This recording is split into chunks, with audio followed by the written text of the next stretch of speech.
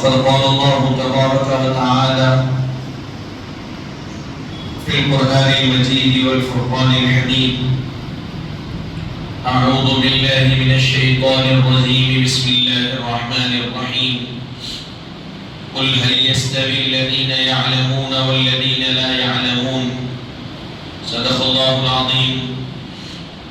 وقال الله تبارك وتعالى في شأن حبيبه: إن الله وملائكته يصلون على النبي يا أيها الذين آمنوا صلوا عليه وسلموا تسليما. اللهم صل على سيدنا ومولانا محمد النبي الأمي العالي الحبيب القدر العظيم الجاد وعلى آله وأصحابه وبارك وسلم صلاة وسلاما عليك يا رسول الله وعلى آلك وأصحابك يا نبي الله صلى الله تعالى عليه وسلم. حاضرین و سامعین کرام، السلام علیکم ورحمۃ اللہ وبرکاتہ. پروردگار عالم کا کروڑا شکر اور احسان ہے کہ اللہ تبارک و تعالیٰ نے آپ کو اور مجھ کو آقا نامدار، مدینے کے تاجدار، دو عالم کے مالک و مختار، وجہ تخلیق کون و مکان حضور سیدنا محمد مصطفیٰ احمد مجتبیٰ صلی اللہ علیہ وآلہ وسلم کی امت بابرکت میں پیدا فرمایا ہے.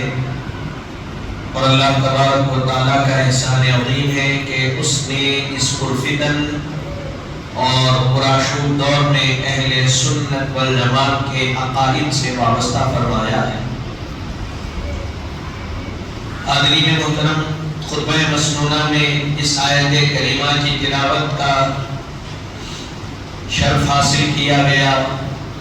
اللہ تبارک و تعالی اس آیت مبارکہ کے ذریعے سے امت محمدیہ کو ایک پیغام دے رہا ہے اور امت محمدیہ کے سامنے ایک بات کو ظاہر فرما رہا ہے. حبیب پاک علیہ السلام کے ذریعے سے ارشاد فرمایا: قل هل يستوي الذين يعلمون والذين لا يعلمون. اے حبیب صلی اللہ علیہ وسلم، آپ فرما دیجئے کیا علم رکھنے والا اور علم نہ رکھنے والا، اے حبیب آپ فرما دیجئے علم رکھنے والا اور علم نہ رکھنے والا کیا برابر ہو سکتے ہیں؟ یہ اللہ تبارک و تعالیٰ فرما رہا ہے کہ حبیب پاک صلی اللہ علیہ وسلم آپ لوگوں سے فرما دیجئے کہ جن کے پاس علم ہے ان کا مقام کیا ہے، جو علم سے ناآشنا ہے ان کا مقام دنیا کی نظروں میں کیا ہے، اور بتا دیجئے کہ علم رکھنے والا اور علم نہ رکھنے والا دونوں کبھی برابر نہیں ہو سکتے. حاضرین محترم، علم رکھنے والا کس کو کہتے ہیں؟ علم نہ رکھنے والا کس کو کہتے ہیں؟ علم والا کون ہے؟ بے علم کون ہے؟ علم والا کسے کہا جاتا ہے؟ تو فرمایا گیا کہ علم والا اسے کہا جاتا ہے جس کے پاس علوم دینیہ میں سے ابتدائی اصول، ابتدائی جو معاملات ہیں اس کا علم جس کے پاس آ جائے اس کو علم والا کہا جاتا ہے. اب پھر اس میں اور کمال پیدا کرنے کے لیے اور مہارت حاصل کرنے کے لیے، مہارت تامہ کو پانے کے لیے، کمال مکمل کمال کو حاصل کرنے کے لیے اب اس علم میں اور اضافہ وہ کرتا چلا جائے اس کی زندگی ختم ہو جائے گی لیکن کبھی علم ختم ہونے والا نہیں. انسان کی زندگی ختم ہو جائے گی لیکن جو علم دین ہے، علوم اسلامیہ ہیں، علوم شرعیہ ہیں، وہ ختم ہونے والے نہیں ہیں. ارشاد فرمایا گیا کہ علوم اسلامیہ کا معاملہ یہ ہے کہ اس کا حاصل کرنا ہر مسلمان مرد اور عورت عاقل و بالغ سب پر فرض. حاضرین محترم، علوم اسلامیہ، دین اسلام، علوم شرعیہ، شریعت کے احکام کا جاننا ہر مسلمان مرد اور عورت کے لیے ضروری ہے۔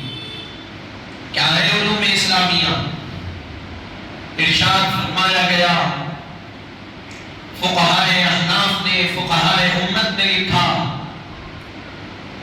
کہ قرآن مجید کی ایک چھوٹی سی آیت کا یاد ہونا ہر فرد مسلمان پر فرض ہے، اور سورہ فاتحہ کا یاد رہنا اور سورہ فاتحہ کے علاوہ اور ایک سورہ کا یاد رہنا ہر مسلمان پر واجب و ضروری ہے۔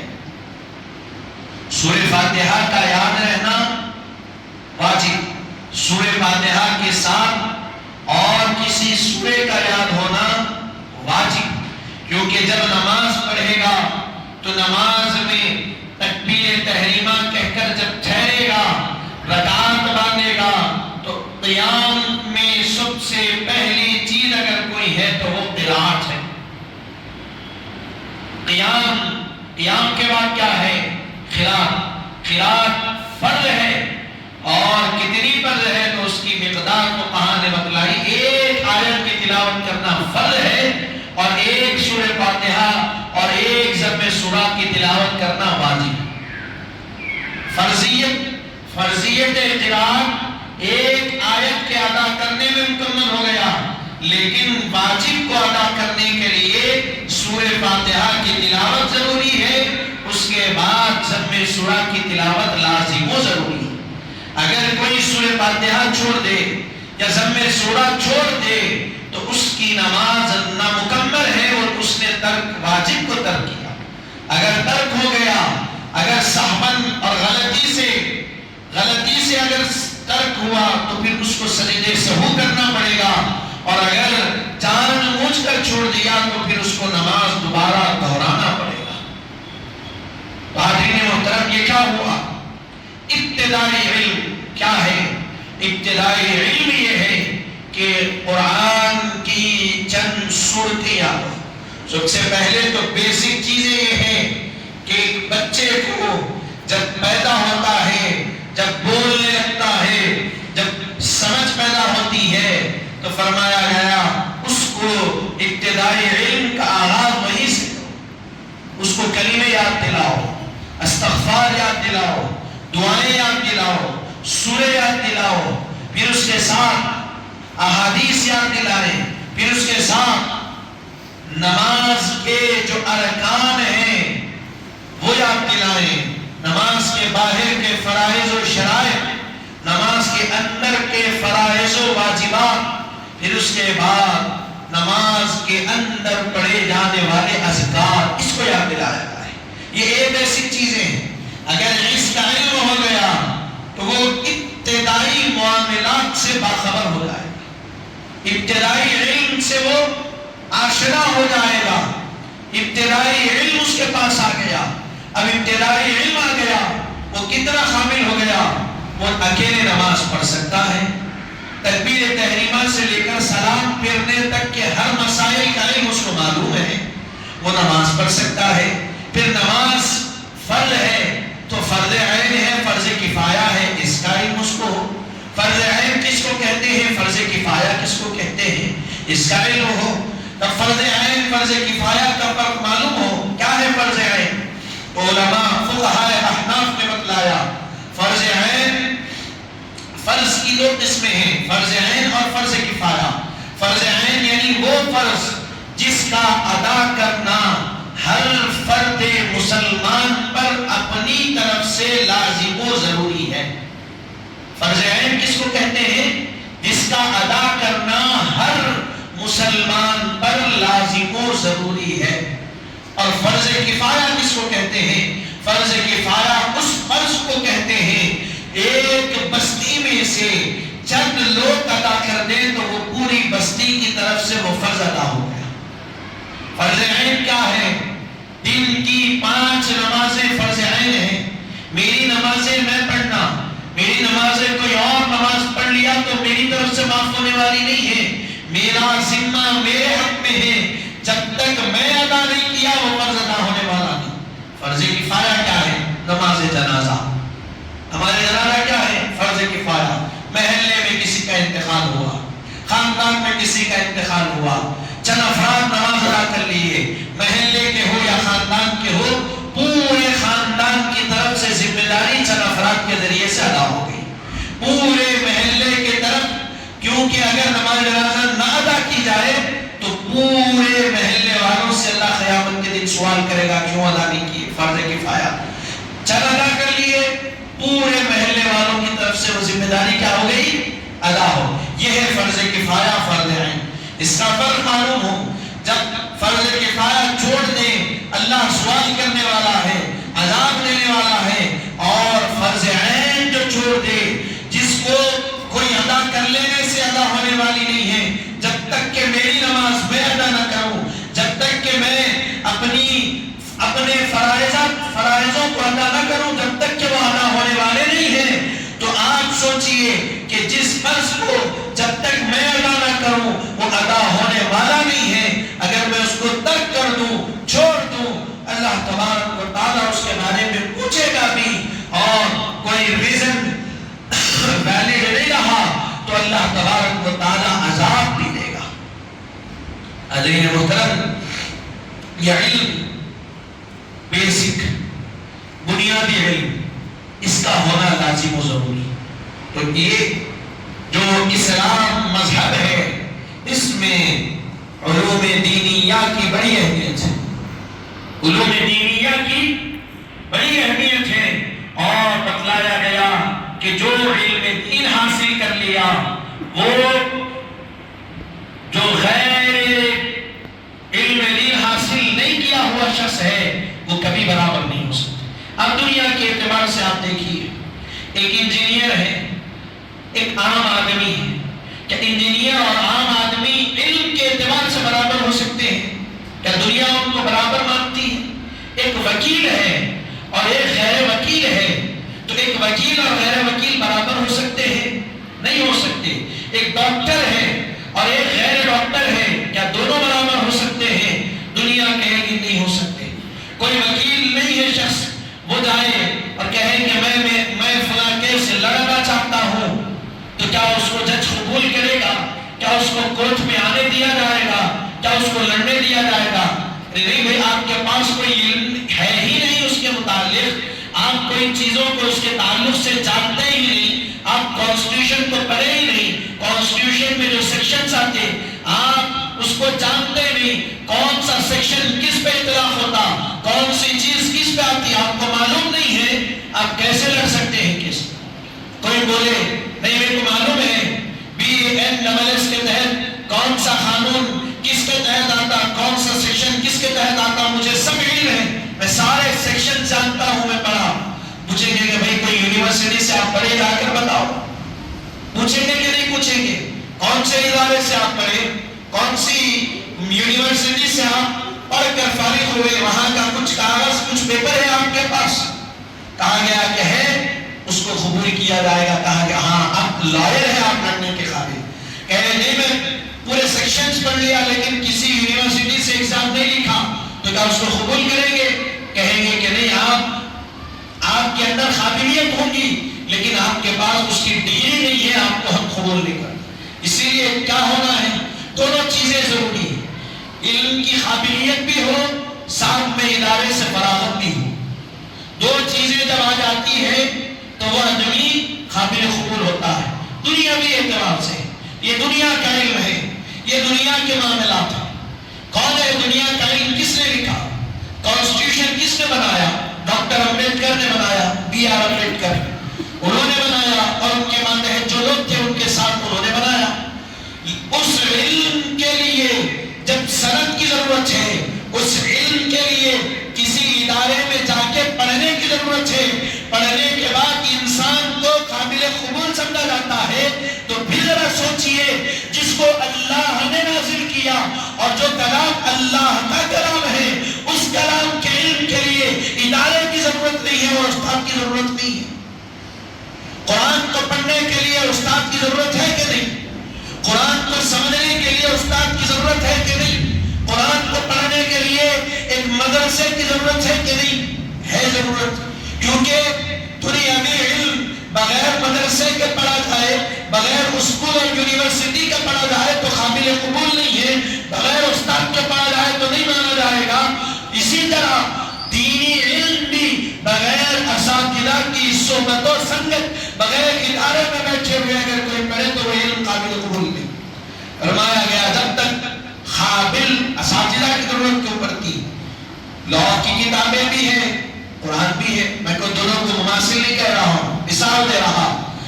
ایک ہے لا کی کانسٹیٹیوشن، آپ پڑھیے کانسٹیٹیوشن، پڑھ کے آپ بولیے میں پڑھ لیا، میں سب جانتا ہوں، ہر ایک سیکشن جو ہے بی ایڈ ڈبل ایس کا مجھے یاد ہے، اس سے کچھ فائدہ ہوگا، ذاتی طور پہ آپ کو فائدہ ہوگا، لیکن اس کو لے کر اگر آپ اپنے لیے کچھ کرنا چاہے، لڑنا چاہے قانونی اعتبار سے، تو آپ کو کوئی کہیں پر اجازت نہیں ملے گی، نہ ہائی کورٹ میں ملے گی، نہ کرمینل میں ملے گی، نہ سیول میں ملے گی، نہ سپریم کورٹ میں، کسی میں بھی نہیں ملے گی، آپ کے پاس ڈگری نہیں۔ اسی طرح قرآن ہے، کیوں اس کی ضرورت پڑتی ہے اساتذہ کی؟ اس لیے کہ علم حاصل کرنا، کتابیں علم حاصل کر سکتے، لیکن اساتذہ کے پاس جو تجربہ ہوتا ہے، جو ان کی محنت ہوتی ہے، وہ بھی تو کچھ معنی رکھتی ہوتی ہے کہ نہیں؟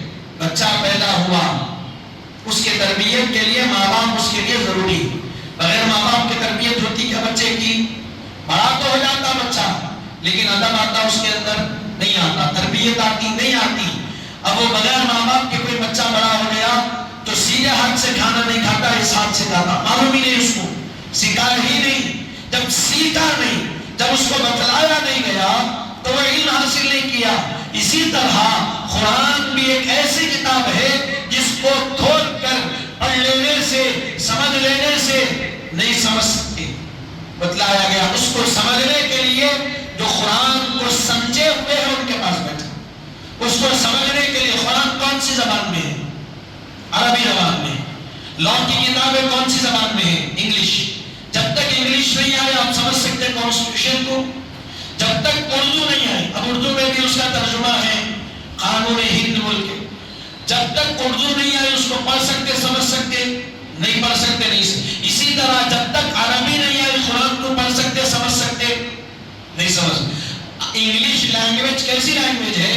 اس میں واحد آتا، جمع آتا، سنگل آتا، پھر اس کے بعد جمع آتا، لیکن عربی لینگویج کا کمال یہ ہے اس میں واحد بھی آتا، تثنیہ بھی آتا، جمع بھی آتا، ایک کے لیے ایک، دو کے لیے دو، تین کے لیے تین۔ اب پھر اس کا کمال آپ دیکھیے عربی زبان کا، آپ سورۃ التوبہ آیتیں وہ اٹھا کر پڑھیے، حضرت رسول پاک، حضرت صدیق اکبر دونوں غار میں، غار ثور میں چل کے آئے، ہجرت کرتے ہوئے پہنچے۔ غار ثور کتنی بلندی پر ہے، آج بھی لوگ جاتے ہیں، میں بھی گیا، وہ چڑھنے کے لیے سوچتے ہیں تو خود پیچھے ہٹ جاتے، نہیں چڑھ سکتے اتنا، کیونکہ اس میں کوئی سہارا نہیں چڑھنے کے لیے۔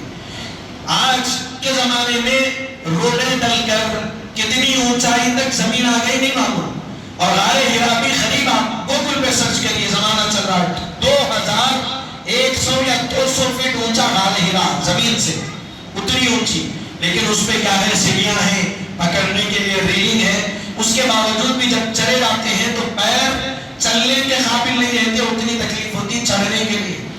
آج 1400 سال کے بعد پانی کی ضرورت، پانی ہم ساتھ لے کے چلتے، ہر چیز ہے ہمارے ساتھ، میوے رکھ لیے، پھلا رکھ لیے، تھوڑی جگہ یہاں بیٹھے، تھوڑی جگہ وہاں بیٹھے، اور اکیلے نہیں جاتا، کوئی 4 دوستوں کے ساتھ جاتے، تب بھی نہیں چل سک رہے، تو 1400-1500 سال پہلے آقا نامدار، مدینے کے تاجدار حضور پاک علیہ السلام کیسے چلے ہوں گے اس پر؟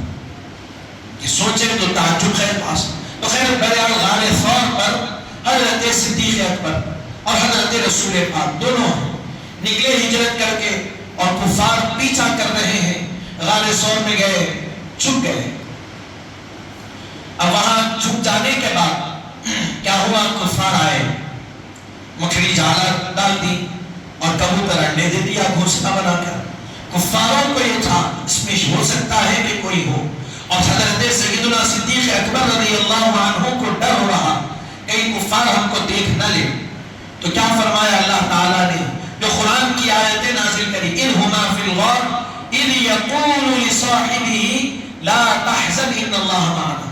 غار میں تھے دو جانے, دو لوگ غار میں تھے, ایک تھے رسول پاک اور ایک تھے حضرت صدیق اکبر رضی اللہ عنہ.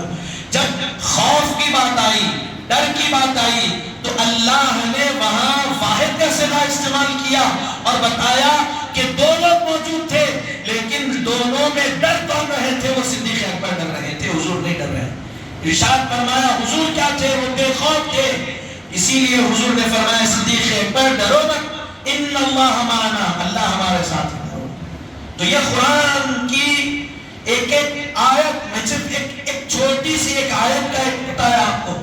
ہر آیت میں ایسے کئی معانی جو عربی میں ماہر ہے, جو عربی گرامر کو جانتے ہیں, وہ نکالتے بھی ہیں, سمجھتے بھی ہیں, سمجھاتے بھی ہیں. تو اب بولیے, جب تک عربی گرامر پر رکوع نہیں آیا قرآن کو سمجھ سکتے؟ قرآن کے ترجمے بے شک ہے, احمد رضا خان صاحب کا ترجمہ ہے, تفسیر باری ہے اور کئی ترجمے ہیں. ہم ترجمے پڑھ تو سکتے ہیں لیکن قرآن کی مٹھاس کب حاصل ہوگی؟ جب عربی گرامر کو سمجھیں گے. آپ دیکھیے مکے کے ائمہ نماز پڑھتے ہیں, رو لیتے ہیں. کیوں روتے ہیں؟ ہم بھی تو وہی آیتیں پڑھتے ہیں, وہ بھی پڑھتے ہیں, ہم پہ خشیت نہیں آتی, ان پہ آتی. کیوں؟ اس لیے کہ ہم صرف قرآن کو یاد کر کے پڑھتے ہیں, وہ قرآن کو سمجھ کے پڑھتے ہیں. اسی لیے روتے ہیں کیونکہ ان کی زبان عربی زبان ہے, ایک ایک حرف اور ایک ایک معانی کو وہ سمجھتے ہیں. اسی لیے جہاں عذاب الہی کی آیتیں آتی ہیں, جہاں اللہ تبارک و تعالیٰ کے فرما برداریوں کی آیتیں آتی ہیں, وہاں خود بخود ان پہ خشیت اور رقت طاری ہو جاتی ہے اور امامت کے درمیان رو پڑتے ہیں. یہ کب؟ جب کہ عربی زبان سے واقفیت ہو جائے. تو بتانے کا مقصد کیا ہے؟ قرآن کو سمجھنے کے لیے عربی زبان کو سمجھنا پڑے گا, اور عربی زبان تو ہر کوئی نہیں سمجھا سکتا. اب آپ بولیں گے گوگل سے میں سمجھ جاؤں گا, آپ گوگل پہ سرچ کریے اور ایک ماہر ادیب کے پاس بیٹھیے, یا پھر ماہر ادیب نہیں, جو طالب علم ہے ادب کا, عربی گرامر کا, اس کے پاس بیٹھیے اور دونوں میں فرق دیکھیے. آپ گوگل انسان کا بنایا ہوا ایک آلہ, اس پہ آپ اردو میں ٹائپ کریے, وہ عربی میں دیتا آپ کو ترجمہ کر کے, ٹرانسلیٹ کر کے, لیکن اس میں کئی غلطیاں آتی. کئی واحد کو وہ تسنیہ استعمال کر دیتا, دو کو جمع استعمال کر دیتا, مرد کو عورت بنا دیتا, عورت کو مرد بنا دیتا. ایسا گوگل کے ساتھ ہوتا. لیکن جب طالب علم کے پاس بیٹھا جائے جو ادب کو جانتا, وہ یہ بتائے گا کہ رضی اللہ عنہ اور عنہا میں فرق کیا ہے. نام جو لیتے عنہ مرد کی طرف لوٹنے والی ضمیر ہے, ہو کی ضمیر, اور ہا کی ضمیر عورت کی طرف لوٹتی ہے, اسی لیے انہا کہتے ہیں. انہما کیوں کہتے ہیں؟ وہ دو استعمال ہوئے تو انہما کہتے ہیں, خواہ مرد ہو یا عورت ہو. انہم کیوں کہتے ہیں؟ جمع استعمال ہوئی, تین یا تین سے زائد جتنے بھی آئے ان کو رضی اللہ عنہم اجمعین کہا جاتا. تو حاضرین محترم, یہ کہاں معلوم ہوگا؟ جو عربی علم جانتا ہے وہ یہ چیزیں بتائے گا. تو بتانے کا مقصد کیا ہے؟ قرآن پڑھ لینا, عربی سیکھ لینا, ہر کسی کی بات ہے. اب اگر کوئی بولے میں سعودی عرب جا کے آیا, رہ کے آیا, اچھا خاصا وقت گزارے, عربی آ جاتی, عربی بات کرنے آتی, لیکن بات کرنے والی عربی, تکلم والی عربی اور ہے, ادب والی عربی اور ہے. ادب کی عربی اور ہے, گفتگو کی عربی اور ہے. جو عربی میں گفتگو کی جاتی ہے, اس عربی والی گفتگو سے قرآن سمجھنا چاہتے ہیں تو نہیں سمجھ سکتے. اس کے لیے ادب والی عربی کا جاننا ضروری. ادب یعنی گرامر, اس میں گرامر ہے, اس کی عربی کا جاننا ضروری ہے, اور اس کے جاننے کے لیے ماہر اساتذہ کی ضرورت پڑتی. تو بتانے کا پوری بات اتنی لمبی جو آئی, قرآن کو سمجھنے کے لیے اساتذہ کی ضرورت اس لیے پڑتی ہے. نہ قرآن آپ کی زبان میں ہے نہ میری زبان میں ہے, اس زبان کو سمجھنا پڑتا ہے, اس کی فصاحت و بلاغت کو سمجھنا پڑتا ہے, تب جا کے قرآن سمجھ میں آتا. کیونکہ کیا ہوتا ہے جامعات میں جب بچے پڑھتے ہیں تو ان کو فصاحت و بلاغت سکھائی جاتی، کلام کی فصاحت کیسی ہوتی ہے، کلام میں بلاغت کیسے آتی ہے، کلام میں تامہ کیسا ہوتا ہے، جملہ ناقصہ کیسا ہوتا ہے. اب یہ باتیں سمجھ میں نہیں آتی، اسی لیے کہ جو طالب علم ہے، ایک کلام ہوتا ہے جس میں بات مکمل ہوتی ہے، ایک کلام ہوتا ہے جس میں نامکمل ہوتی ہے. جس میں بات مکمل ہو اس کو جملہ تامہ، کلام تامہ کہا جاتا ہے. جس میں مکمل نہ ہو اس کو جملہ ناقصہ کہا جاتا ہے. ناقص جملہ، محتاج جملہ، اس میں وضاحت کی ضرورت ہے. اسی طرح عربی میں کئی جملے ایسے آتے ہیں جس کے کئی معنی نکلتے ہیں، جیسا کہ یا ایھا الذین آمنوا لا تقولوا راعنا. اس آیت کے بارے میں ہم بار سنتے آئے، حضور کے پاس یہودی آتے تو راعنا کہہ کر مخاطب کرتے. راعنا اس کی وضاحت میں مفسرین نے لکھا، اس کو خالی تھوڑے سے مخارج اگر بدل دیے جائے، راعنا یا راعنا کر دیا جائے تو اس کے معنی بدل جاتے. کیا معنی آتے؟ چرواہا. اس کے معنی کیا آتے؟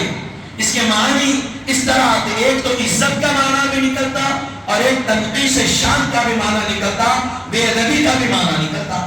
تو یہودی کیا کرتے؟ یہ استعمال کر کے حضور کو اپنی طرف مخاطب کرتے، اور اللہ نے کہا ارشاد کر لا تقولوا راعنا وقولوا انظرنا. یا ایھا الذین آمنوا، اے ایمان والو، حضور کے پاس جب جاؤ لا تقولوا راعنا، ہرگز راعنا مت کہو، بلکہ کہو انظرنا، ہماری طرف نظر کرم فرمائیے، ہماری طرف توجہ فرمائیے. یہ اللہ تبارک و تعالیٰ نے ایسا بتایا. اس کے معنی کیا آتے؟ اب وہاں کیا معنی لینا، کب کون سا معنی لینا، یہ کون بتائے گا؟ ایک عالم بتا سکے گا. تو یہ بتانے کا مقصد علم دین کی اہمیت اور اس کا مقام اور مرتبہ منفرد ہے، اعلیٰ ہے، اور اس کی اہمیت. اور قرآن مجید میں اللہ نے ارشاد فاسألوا اہل الذکر ان کنتم لا تعلمون، بس پوچھو، سوال کرو اہل ذکر سے اگر تم نہیں جانتے.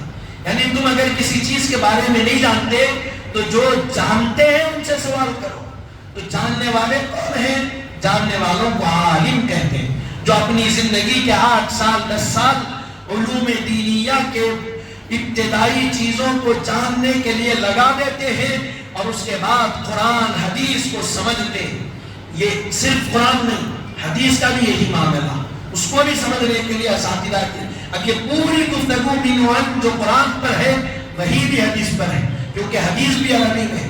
آج کل کیا ہو رہا، رومن انگلش میں عرب بخاری آ گئی، رومن انگلش میں قرآن آ گئی، ہم لے رہے پڑھ رہے. پڑھیے سے نہیں پڑھنے کے لیے نہیں کہا جا رہا، پڑھیے، لیکن سمجھنے کے لیے، حدیث کو سمجھنے کے لیے، قرآن کو سمجھنے کے لیے استاد کا ہونا ضروری ہے، لازم ہے. جیسے بغیر استاد کے دنیا کا علم ادھورا ہے، اسی طرح بغیر استاد کے دینی علم بھی ادھورا ہے، ناقص. اور اگر بغیر استاد کے کوئی سمجھنے کے لیے بیٹھ جائے، ہو سکتا ہے 100 میں سے 1 آدمی سمجھے، لیکن یقین اس بات کا ہے 99 لوگ نہیں سمجھ سکتے قرآن اور حدیث کو. اس لیے کہ اس میں اس کے ایک ایک جملے میں وہ گہرائی ہے، وہ گہرائی ہے. اس کو سمجھنے کے لیے کبھی آپ کسی جامعہ جائیے اور 1 گھنٹہ کسی جماعت میں بیٹھیے، جو پیریڈ ہوتا ہے 40 منٹ 45 منٹ کا، جو ایک کلاس ہوتی ہے اس میں بیٹھیے، روک ٹوک نہیں رہتی، کسی کو نہیں روکا جاتا. جامعہ نظامیہ جائیے، خرید بیٹھیے، آپ دیکھیے قرآن کی تفسیر پڑھتے ہیں یا پھر فقہ پڑھتے ہیں، حدیث پڑھتے ہیں، تو کیسا پڑھا جاتا؟ پہلے عبارت، پھر اس کے بعد اس میں کوئی اگر مشکل معانی ہے تو اس کو سمجھنے کے لیے 2 3 ڈکشنریوں کو کھولنا پڑتا. اس کے معنی کیا، معنی انہوں بتائے، کیا معنی انہوں بتائے، پھر یہاں پہ کون سا معنی لینا بہتر ہے، پھر یہ لے رہے ہیں تو کیوں لے رہے ہیں، یہ چھوڑ رہے ہیں تو کیوں چھوڑ رہے ہیں. یہ سب حاصل کرنا پڑتا. اس کے بعد بندہ جا کے عالم کہلاتا. اور اتنی محنت کے بعد اللہ نے فرمایا قل، اے حبیب صلی اللہ علیہ وسلم آپ فرما دیجئے کہ جو علم والا ہے، جو غیر علم والا ہے، دونوں برابر نہیں، دونوں برابر نہیں. علم حاصل کرنے والے کا مقام اور ہے، جو علم حاصل نہیں کیا ہوا ہے اس کا مقام اور ہے. حاضرین محترم، بتانے کا مقصد یہ ہے کہ اپنے بچوں کو، اور خود ہم بھی، ایسا نہیں کہ بچے، خود بھی علم حاصل کرنے کے لیے کیا بتلایا گیا؟ مہد سے یعنی جھولے سے لے کر لحد یعنی قبر تک علم حاصل کرو، مہد سے لحد تک کا وقت علم حاصل کرنے کا وقت، ہمیشہ علم حاصل کرتے رہو، جو بھی ملے جب بھی ملے جہاں سے ملے بس حاصل کرتے رہو، علم حاصل کرتے رہو، علم حاصل کرتے رہو، یہی ہے۔ تو پہلے ہم بھی علم حاصل کریں اور اپنے بچوں کو بھی کم سے کم اتنا تو حاصل کریں کہ جس سے ہماری نمازیں درست ہو، جس سے ہماری عبادتیں درست ہو، جس سے ہم قرآن اتنا تو علم آئے کہ ہم قرآن کھولے تو صحیح تجوید کے ساتھ اس کو پڑھ سکیں، اتنا تو علم آئے کہ ماں باپ کا ادب ہم کو معلوم ہو، اتنا تو علم آئے کہ حلال کیا ہے حرام کیا ہے اس کا فرق ہمارے درمیان، حلال کمانا کیسا، اتنا تو علم آئے کہ انٹرسٹ لینا کیسا، انٹرسٹ کے کیا معاملہ، اتنا تو علم آئے کہ سود کہتے کس کو ہے، اس میں اگر کوئی چلا جائے تو کیا معاملہ ہوگا۔ یہ علم ہونا ہمارے لیے ہر فرد کے لیے ضروری ہے۔ پانچوں نمازیں، نماز کے شرائط، نماز کے فرائض، نماز کے واجبات، وضو کے فرائض، وضو کی سنتیں، غسل کے فرائض، غسل کی سنتیں، یہ علم ہمارے لیے ضروری۔ غسل کب فرض ہوتا، وضو کب فرض ہوتا، وضو کب کیا جائے، غسل کب کیا جائے، کیسا کیا جائے، یہ ساری چیزوں کا جاننا ہمارے لیے ضروری۔ یہ چیزیں پہلے کیا تھی، ہم کو سمجھائی جاتی تھی، پڑھائی جاتی تھی، آج اس سے نوجوان دور ہیں، بڑے بھی دور ہیں، نوجوان بھی دور ہیں، لیکن یہ حاصل ہوں گے تو ہماری جو شریعت کے مطابق زندگی ہے وہ کامیاب زندگی ہو سکے گی۔ یہ علم ہمارے پاس آ گیا تو آپ جانیے، یقین مانیے، ہماری نمازیں، ہماری عبادتیں درست اور صحیح ہو سکیں۔ حاضرین محترم، یہی اپنی بات کو تمام کرتے ہوئے دعا کرتا ہوں کہ مولا تعالیٰ جو کچھ کہا گیا سنا گیا، کہنے سننے سے زائد ہم کو عمل کی توفیق اللہ عطا فرما، کہنے سننے سمجھنے سمجھانے میں پروردگار عالم کوئی غلطی اور کوتاہی ہو تو اپنے رحم اور کرم سے معاف فرما، بحرمت سید الانبیاء والمرسلین والحمد للہ رب العالمین۔